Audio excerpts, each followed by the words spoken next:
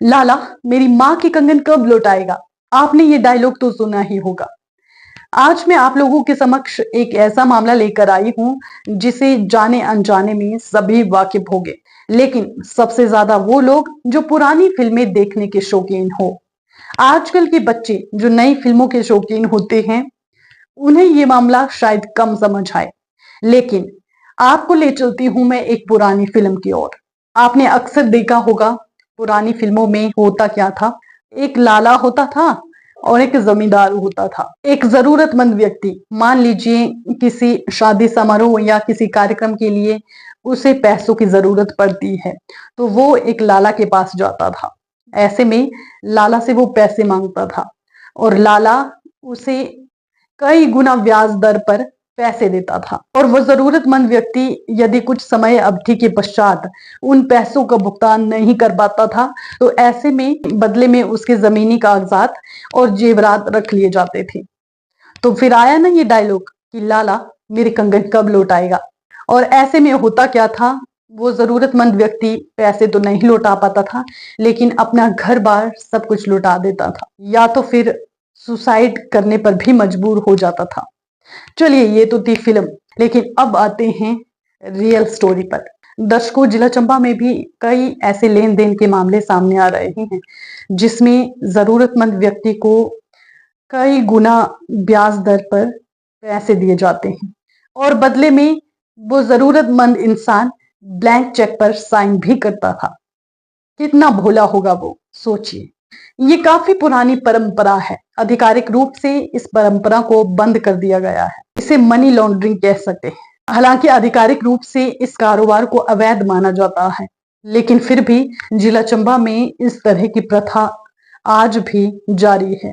आपको बता दें कि इंस्टेंट अगर आप बैंक से लोन लेते हैं तो आपको इतने पैसे नहीं मिलते, और इसी के साथ ब्याज की अगर बात करें तो बैंक में ब्याज भी कम लिया जाता है। लेकिन ये जो अवैध रूपी कारोबार है, इसमें लोगों से ज्यादा दर पर ब्याज वसूला जाता है और पैसे दिए जाते हैं। ये हमारा कहना नहीं है, ये उन लोगों का कहना है जो पीड़ित है। आपको बता दें, बहुत सारे ऐसे लोग हैं जो मीडिया के माध्यम से आवाज उठाना चाहते हैं। हालांकि आपको बता दें कि इस तरह के कारोबार में लेना और देना दोनों अवैध हैं, लेकिन ऐसे में जो व्यक्ति ब्लैंक चेक पर साइन करता है, क्या वो जागरूक नहीं है? हालांकि आपकी जानकारी के लिए ये भी बता दें कि हर कोई जरूरतमंद नहीं होता। कुछ लोग पैसे जुए इत्यादि में उड़ाने के लिए भी लेते हैं। कुछ लोग अपनी अय्याशियों के लिए भी पैसे लेते हैं। कुछ लोग जो जरूरतमंद होते हैं वो भी ये पैसे लेते हैं। चलिए, आगे की खबर से भी आपको रूबरू करवाते हैं, लेकिन उससे पहले आप उपायुक्त चंबा को भी सुन लीजिए, क्या कहते हैं वो इस मामले में। सुने।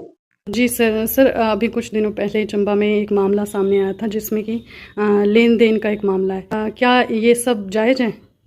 जी, वैसे इंडिया के अंदर जो आपका प्राइवेट मनी लेंडिंग है उस पर बैन है सरकार के द्वारा, जैसे money lending act government of India का, जिसके अंतर्गत इस प्रकार की गतिविधियाँ अलाउड नहीं है।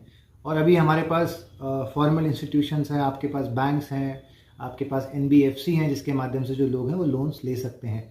तो ऐसी कोई ज़रूरत भी नहीं पड़नी चाहिए कि आपको क्यों प्राइवेट इंडिविजुअल से लोन लेना चाहिए। आपने जैसा अभी साझा किया कि कहीं पे इस प्रकार के मामले सामने आए हैं, तो उनके ऊपर पुलिस और प्रशासन के माध्यम से उपयुक्त कार्रवाई के लिए निर्देश हम जारी करेंगे।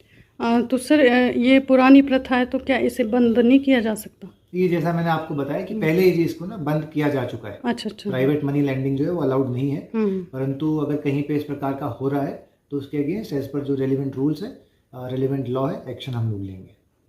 तो आपने सुना उपायुक्त चंबा ने इस मामले में क्या कहा। प्रशासन से भी ये अपील की जाती है कि वो भी इस मामले में संवेदनशीलता दिखाए, और इसी के साथ वो लोग जिन्हें पैसे की जरूरत होती है वो लोग बैंक या पोस्ट ऑफिस से लोन ले। इस तरह के अवैध कारोबार में सम्मिलित होने से बचे। धन्यवाद। शब्बा खैर।